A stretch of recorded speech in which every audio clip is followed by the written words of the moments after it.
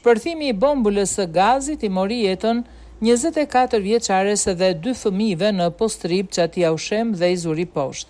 Detajet janë zbardhur nga ngjarja tragjike ndodhur në fshatin Domen të Postribës, ku humbën jetën një 24 vjeçare dhe 2 fëmijë e saj të mitur. Sipas informacioneve, viktima Bleona Çelaj ndodhej në banesë së bashku me 2 fëmijë e saj të moshës 18 muajsh dhe 3 vjeç, ku dyshohet se ka shpërthyer bombula e gazit. Paraprakisht dyshohet se në momentin kur 24 vjeçaria ka ndezur bombulën e gazit, ajo ka shpërthyer menjëherë duke shkaktuar zjarr dhe pasoja fatale.